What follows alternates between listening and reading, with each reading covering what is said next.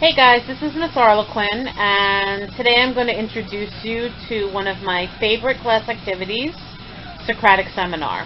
And so we're going to talk about the ways we can use the Socratic Seminar to actively engage in close analysis of a text. Alright, so as I said, today we're going to learn about a new discussion routine that's called a Socratic Seminar. Now first, we need to set up some criteria for a good class discussion. So what are some good discussion habits? Some of the things that you might think of first are discussions where everybody stays on topic, where people use citations and page numbers to support their points. A good discussion will have people tracking their teammates or classmates, which basically means you're making eye contact, you're listening, you're paying attention to whose turn it is, and you are taking turns when you are speaking.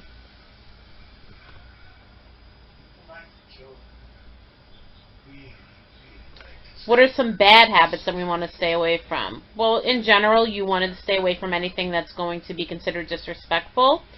So cutting classmates off, switching topics before the conversation is over, not participating, being rude or insulting someone's response, anything that's going to keep us from having a classroom family where we all feel comfortable and safe.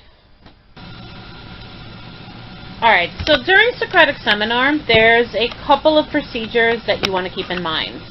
The first thing is you want to make sure that you're responding to your classmates, and one part of that is asking for whoever spoke to clarify anything they say that you're confused by, or if you want more information. So if you look on the right of the screen, you have some sentence frames for clarification. So if you're not sure of how to ask somebody to clarify or how to ask somebody to give more information, you can use these sentence frames to kind of organize your response. Now you're going to be getting this handout with these sentence frames in class. Some of them are blank, could you please rephrase that? So, Miss A, could you please rephrase that?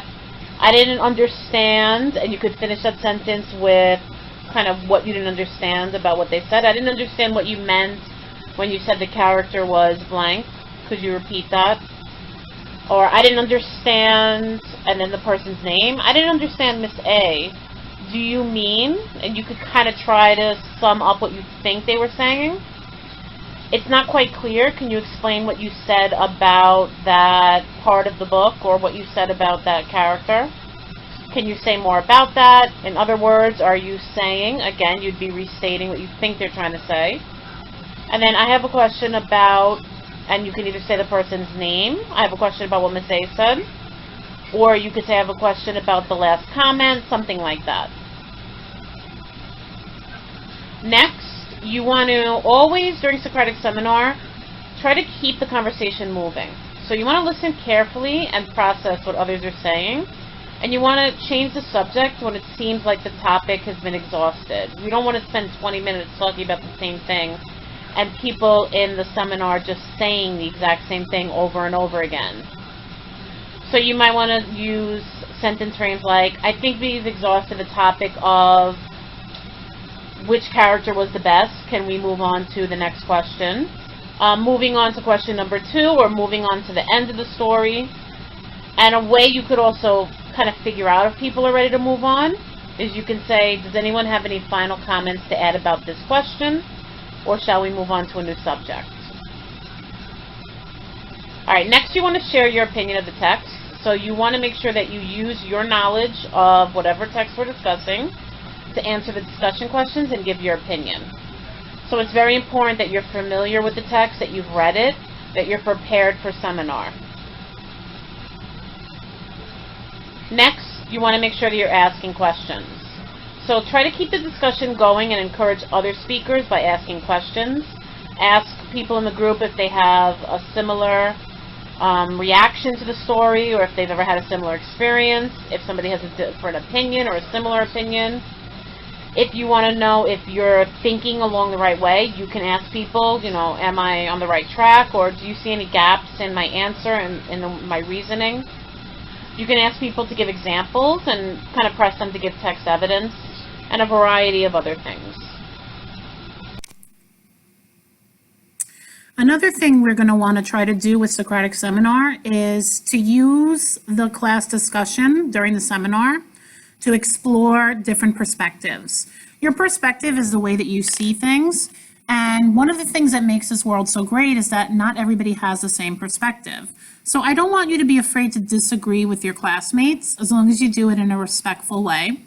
And it's very important that whenever we're discussing anything in class, that you are brave and you let others know how you personally understood the story, what your perspective is, how you view the character, the event, the story, or the topic.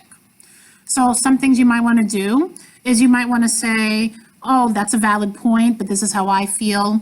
On the other hand, we could look at the story in this way. You want to acknowledge somebody else's opinion, so you might want to say, while I can see why you believe this, I see it differently.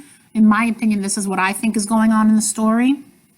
Any of these would be really nice and respectful ways to say that your opinion is different from somebody else's.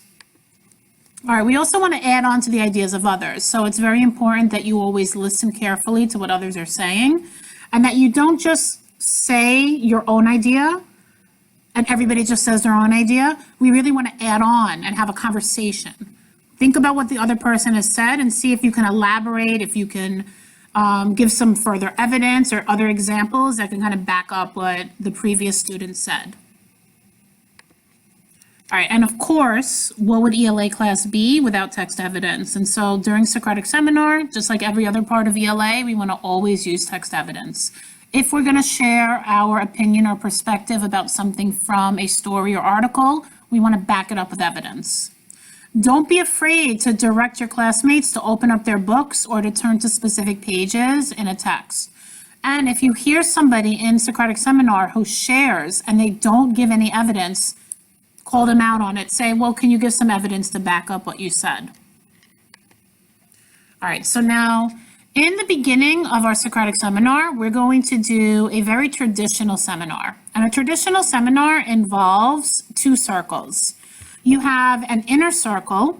This is the actual Socratic Seminar discussion. Everybody that's sitting in the inner circle. They're the ones who are participating and who are talking about a text or a specific question. The outer circle are the observers. They're listening to the discussion. They are observing and they're evaluating. So you're actually almost being like mini Miss Arlequins or mini teachers. You're judging whether or not the students within the discussion are actually doing the right thing. Are they using accountable talk? Are they referring to the text? Are they using text evidence?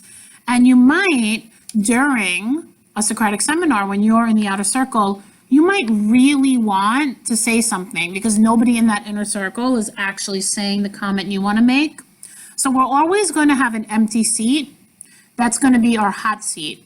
So anyone from the outer circle at any time can come and join the hot seat. They can share and say what they're dying to say, but then they have to leave the hot seat. You can't stay there. You have to go back to the outer circle because you will have your time to be in the inner circle. When we do Socratic Seminar in the traditional way with two circles, we always start with the inner circle having the discussion first for about 10 or 15 minutes. And then after that time is up, we flip-flop. So the inner circle becomes the outer circle, and the outer circle becomes the inner circle. Okay, so far, you have the basics that you need to know for a Socratic Seminar. And tomorrow, we will have our first Socratic Seminar, and we'll see how it goes. I hope you're excited because this is one of my favorite classroom activities.